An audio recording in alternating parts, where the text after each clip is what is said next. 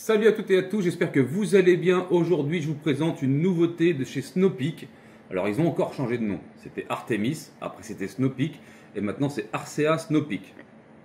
Bon, ok, on va dire Snowpeak, ou Artemis, comme vous voulez, peu importe, ça vient de la même boîte. On a une M60 PCP en 5.5. Alors, tout de suite, on va mettre les choses au clair. Elle n'a rien à envier à du FX Airgun. On sait que aujourd'hui Snowpeak c'est ultra fiable, c'est ultra précis. On a très peu de SAV. Ils sont en train de se faire une place assez importante dans le monde du PCP. Et moi, je valide complètement. Alors, on va parler déjà de la carabine en elle-même en 19,9 joules, puisque on peut upgrader la carabine par ce petit régulateur ici, qu'on va pouvoir trouver ici, mais ça fera l'objet d'une prochaine vidéo parce que j'aurai pas le temps de tout faire, ainsi que le serrage du marteau qui va se trouver complètement derrière, mais c'est là ici, il faut démonter. Ok. Alors on a des choses qui sont très intéressantes. La carabine est très compacte et très peu encombrante. On a 82,5 cm au niveau de la longueur totale de la carabine. Et on a un canon de 61 cm puisque oui, c'est une bullpup. Le chargeur vient se mettre ici. Comme ça, tac. Chargeur de 20 coups. Ça c'est bien. Et chargeur de très bonne qualité puisque full alliage. Donc on n'a pas de single shoot par contre. Donc c'était comme dans la vidéo précédente que je vous invite à aller voir, celle du PP700 ou du Onyx plutôt. Il y avait moyen de mettre les plombs les plus longs qu'on voulait puisque c'est d'une monocoup. Et dans certaines carabines, ils fournissent un single shoot, ce qui n'est pas le cas ici. C'est pas le plus important. Avec seront livrés une lunette en 6,24 par 50 et un bipied. Donc là, c'est quand même un pack complet. N'oubliez pas que je vous mettrai tout ça en description, qu'il y a le petit code de réduction. Et avec le code de réduction, bah, on est en dessous de la concurrence sans pack. Et vous, vous aurez un pack. C'est quand même pas négligeable. Il y aura aussi une boîte de plomb JSB exact fournie avec. Pas les plus pourris, on va pas se mentir, ça reste du très bon plomb. Mais j'ai découvert dans la boîte des plombs Snowpeak. Alors pendant l'essai qu'on va faire à 20 joules, enfin on va mesurer la puissance évidemment au chronographe, on va regarder un peu ce que valent ces plombs Snowpeak livrés avec parce que je les connais pas et j'en ai jamais essayé. Donc ça m'intéresse. N'oubliez pas également dans la description, en passant par les liens, on a fait le plein de plombs de très bonne qualité et de très bonne facture qui donnent de très très bons résultats. Comme du JSB, comme du Rifle, comme du Pelletzan. Il y en a plein d'autres. Allez voir, allez faire un petit tour. Je vous mettrai tout ça en description évidemment avec les codes de réduction sur le site MaxiProtec et ça soutient la chaîne. Avant de continuer, je remercie également les gens qui contribuent sur PayPal à filer un petit coup de pouce à la chaîne. C'est tout à votre honneur. Personne n'est obligé. C'est là, vous en faites ce que vous voulez. Vous avez le lien Discord. Vous avez également les liens vers les compresseurs Vevor parce que qui dit PCP dit un compresseur, sinon tu ne peux pas la gonfler. Alors à la pompe, sur les armes de poing, c'est assez simple. Par contre, sur un gros réservoir comme celui-ci, c'est beaucoup plus long et tu risques d'être complètement flingué avant de faire ta séance de tir, ce qui n'est pas du tout agréable. On va regarder comment elle est précise. On va aussi regarder son poids. On nous annonce 3 kg. Avec la lunette et le bipied, je dirais qu'on est plus près des 3,8 kg. Voilà. Pour une carabine compacte. Après, vous mettez ce que vous voulez dessus. Un point rouge, vous pouvez mettre, ne pas mettre de bipied et mettre plutôt autre chose, une lampe tactique, si vous voulez uniquement tirer à l'épaulé. C'est full alliage de partout. Il n'y a pas de plastique, mis à part la poignée, mais c'est un caoutchouc avec un très très bon grip. D'accord. Donc on a un caoutchouc là ici. Pareil pour la plaque de couche. On a un très bon grip, c'est très bien fini. L'appui-joue est légèrement rehaussé, moulé directement comme ça. Et la queue de détente ici est juste suspendue. Donc j'appelle ça une queue de détente suspendue. Elle est réglable également en démontant la carabine. Ça fera l'objet d'une prochaine vidéo puisque, attention, disclaimer sur le débridage, il faut passer la carabine en catégorie C puisque c'est une carabine qui peut atteindre les 60 joules, ce qui n'est pas du tout négligeable. En utilisant, comme je disais tout à l'heure, le régulateur et le serrage du marteau derrière. Cette queue détente est réglable également en démontant la carabine. On peut venir peaufiner les réglages et le poids de départ. On va trouver le manomètre de l'autre côté. D'ailleurs, on la chargera un petit peu avant la séance de tir parce qu'on risque d'être un petit peu léger. Ils annoncent 50 coups d'autonomie, ce qui est plutôt pas mal. Elle existe en version B. La B, la seule différence, c'est que le réservoir est plus gros pour une plus grande autonomie. Et c'est un réservoir, je crois, en carbone, donc on gagne un petit peu de temps. On va retrouver ici le cran de sûreté. Alors, je crois qu'il est ici. Tac. Ici, on peut déclencher.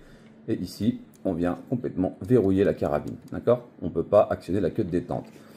Petit réducteur de son ici en plusieurs modules. Et ça, c'est très intéressant. On va pouvoir, si vous voulez, tirer. Tac.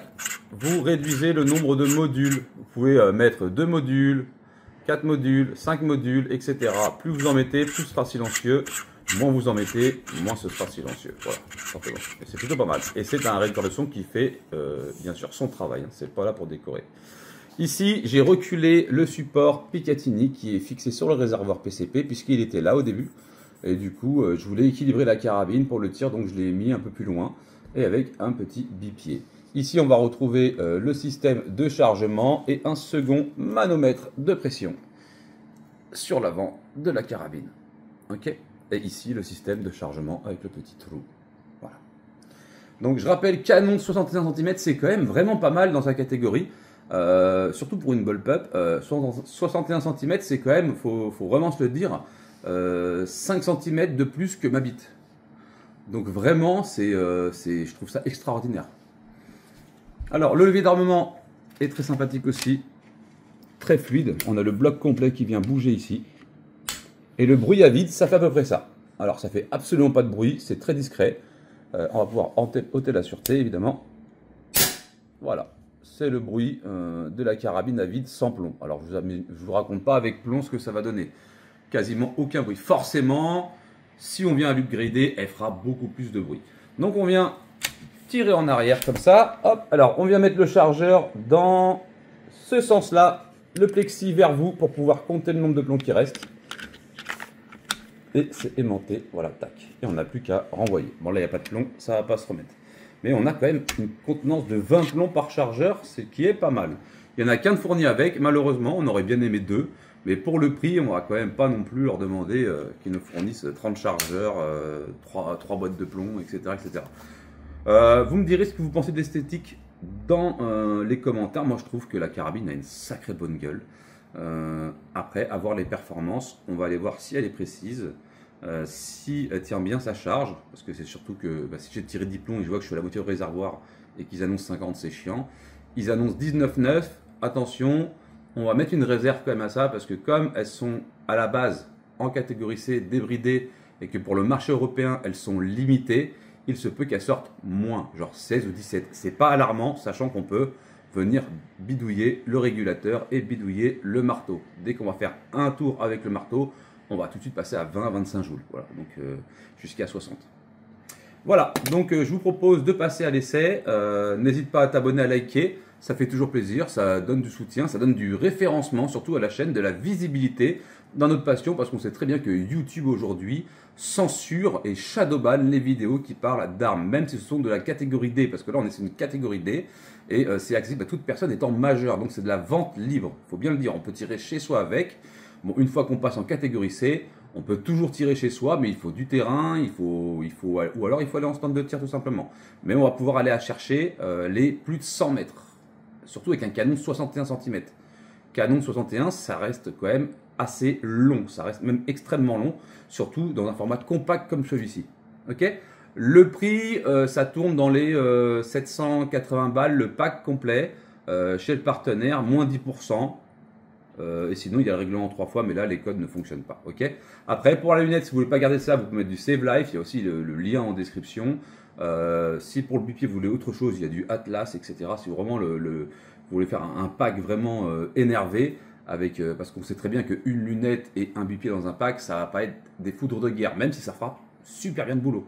Mais si vous voulez vraiment optimiser et aller chercher des records ou peaufiner les réglages sur votre PCP, il faudra mettre forcément du matos un peu plus haut de gamme. Voilà. Rail Picatinny sur le dessus. Je pense que j'ai fait complètement le tour. Et on se retrouve pour le tir à l'extérieur. Ok? A tout de suite.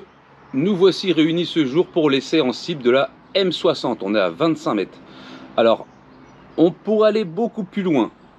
Et on a un problème. Alors, Quand je dis on a un problème, c'est on a un bon problème. Et j'aimerais bien avoir des problèmes comme ça tout le temps. J'aurais pas besoin de vous faire une vidéo sur le débridage puisque c'est hyper simple. Et je vais vous expliquer pourquoi dans la suite de la vidéo, donc n'hésite pas à rester jusqu'à la fin et de mettre un maximum de pouces bleus. On est sur une vraie pépite. Déjà, j'aimais beaucoup l'esthétique sur la présentation que vous avez vu au tout début de la vidéo. En cible, c'est du trou dans trou.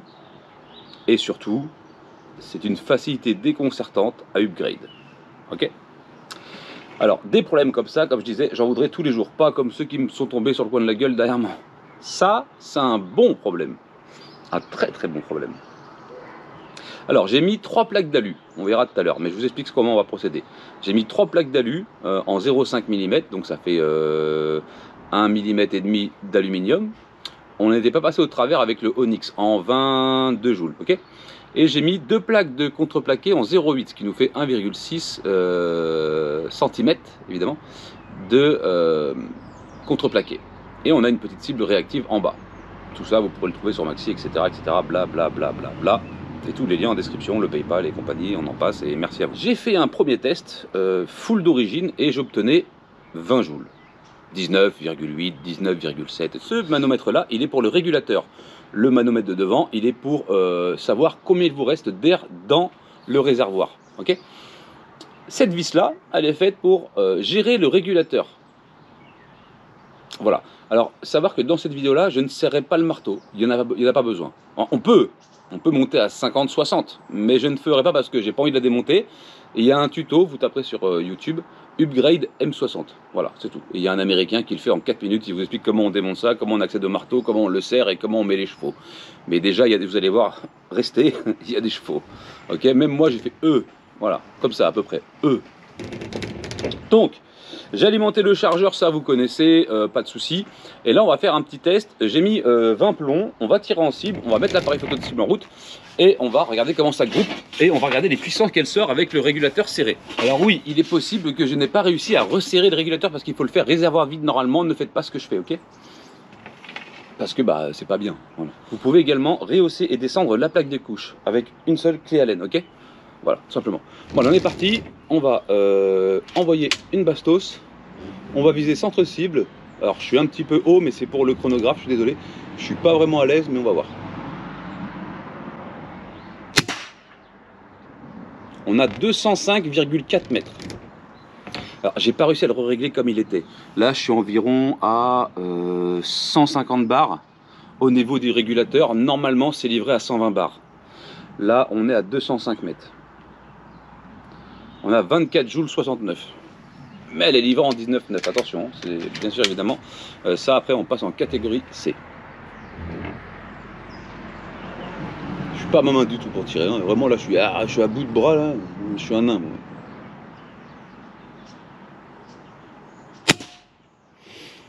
« 198,9. Bon, même en n'étant pas à ma main, ça va tout droit. Hein. 198, voilà, 199. On a 23 joules 26. Alors elle sera un petit peu moins puissante à la livraison, c'est normal, le régulateur sera réglé à 120 bars. Ok. Après je vais vous montrer. Par contre ça reste ultra silencieux.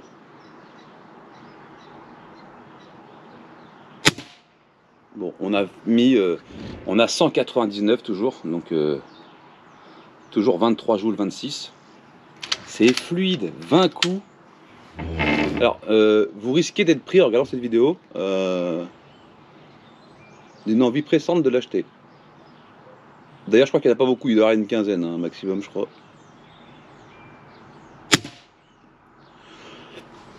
On a fait 4 tirs et on n'a qu'un seul trou. Déjà, tu comprends pourquoi je te disais qu'un canon de 71 cm c'est hyper important, que Snow Peak en précision c'est extraordinaire. On va en mettre un 5e. Et je pense qu'après on va pouvoir se lâcher un peu et on s'en foutra du groupement, on pourra un peu tout déglinguer. Voilà, on a un tout petit peu descendu. Alors qu'est-ce qui va se passer maintenant? On va passer l'arme en sécurité. Vous n'êtes pas prêts. J'ai fait mon top 5 avant de l'avoir dans les mains et ça me dérange. Je dois vous finir le top 5 avec la règle, mais je pense qu'il faut que je transforme ça en top 6. Qu'est-ce que tu en penses? Top 7 même, parce qu'il y a la P, il y a la M35 aussi. Il y en a pas mal des nouveaux modèles de chez Snow Peak, donc vraiment.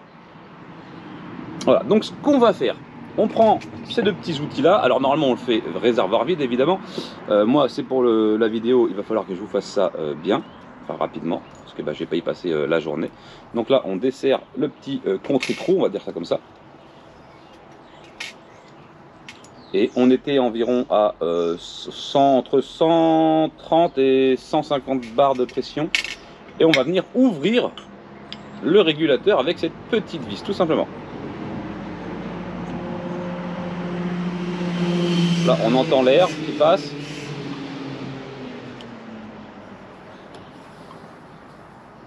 Et plus on ouvre, plus on met de pression. Et là, on est à 2 bars, ok? Voilà. Enfin, 2 bars, 20 bars, 200 bars, voilà, si tu préfères.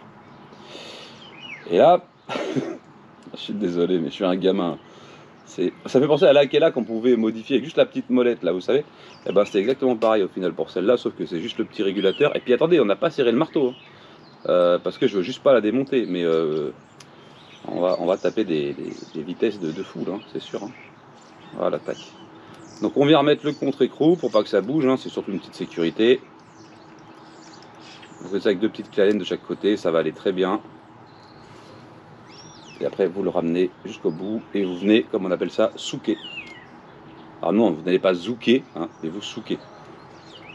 Celle-là va plaire à trop de monde, j'en suis sûr. Celle-là, tout le monde va l'acheter, c'est certain. Ah, la pépite. Bon, forcément, on a plus de chevaux, donc on risque d'avoir un petit décalage par rapport au premier groupement. Mais c'est pas ça qui m'intéresse, je veux passer ça au chronie, ok? Donc là, j'ai resserré. On voit bien que je suis arrivé au maximum des barres, mais je n'ai pas serré le marteau, ok? Et il nous reste forcément des plombs. Donc on avait 199 mètres secondes, ok? Allez, c'est parti, let's go. Je crois que personne n'est prêt. Même moi, j'étais pas prêt tout à l'heure. Bon, vous avez vu, hein, le groupement, il compte, hein, le premier, avec les 5 dans le même trou. Hein. Là, on s'en fout maintenant. 249,8.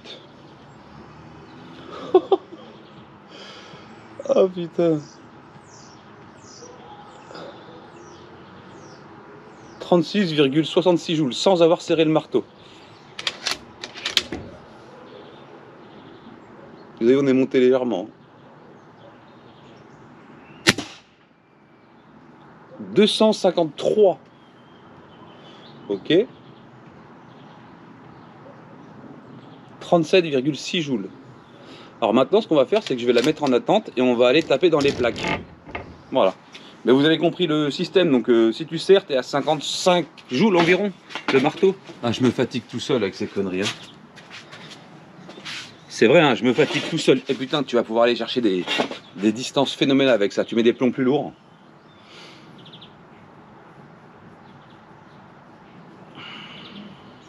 Ouais. Allez, on est reparti. On enclenche un petit plomb. Putain, c'est d'une douceur. Putain, on est à 20 bars. Enfin, 200 bars. Allez. La plaque d'alu, on passe ou on passe pas? À mon avis, on va lui faire beaucoup de mal. Hein. Oh la vache! On en a 3. Hein.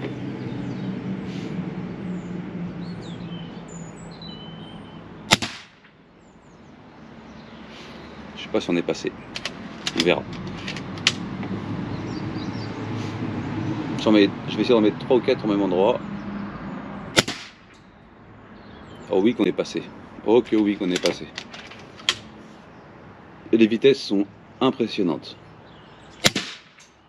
On est passé complètement au travers. Oh la vache. Bon, maintenant au bois. Je vais en remettre un juste en dessous dans l'alu pour voir ce que ça fait un seul. Oh, il doit s'écraser dedans, machin. Et maintenant le bois.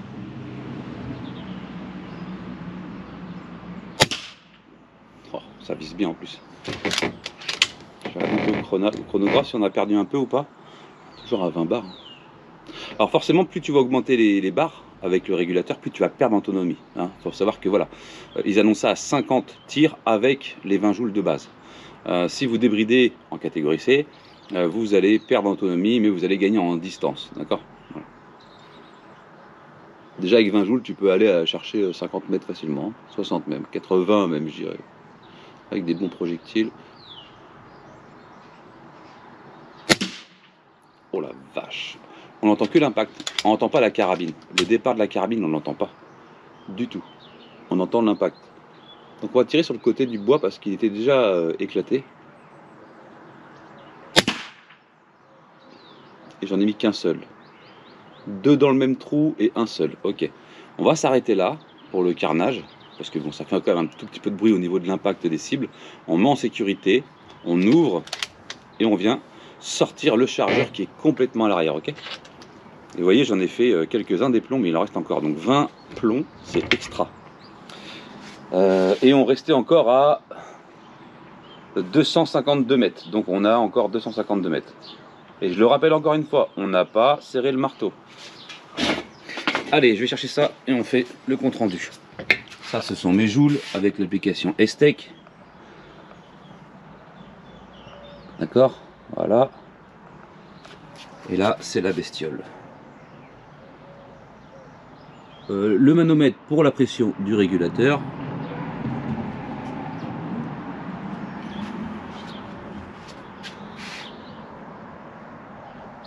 Ok. Donc maintenant, on va discuter.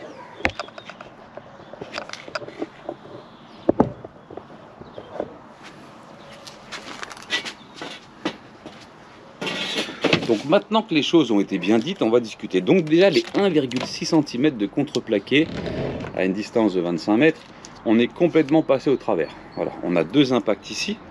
Donc je me suis dit 2, j'ai forcé un peu, mais on est complètement passé, ça a fini dans mon récupérateur derrière. Et ici avec un seul, on est également passé. Voilà, donc ça l'a complètement défoncé. Et je vous mens pas, hein, voilà. Je suis pas là pour vous faire du blabla. Et les 3 épaisseurs d'alu, je peux vous les montrer, elles sont là. Il ne faut pas qu'on dise que j'ai inventé des choses. Donc les 3 épaisseurs de 0,5, il y en a bien 3, hein, voilà évidemment. J'ai ma pourri avec les chiens. Les 2 plombs ici, les 3 tirs, hein, on est passé complètement, on l'a éventré le truc. Et le seul impact où j'ai tiré un seul plomb, on l'a quasiment transpercé, on l'a bien entamé, le plomb était encastré dedans en fait. Voilà, tout simplement. Donc bon. Ouais, ça tape vraiment fort. Et là, avec cette puissance-là, je pense que les 50 mètres, ça te posera aucun souci. Ok? Voilà, j'ai fait le tour. Ce que j'en pense, c'est que c'est encore une fois Snopeak Artemis, comme il l'appelle, RCA Artemis Snopeak.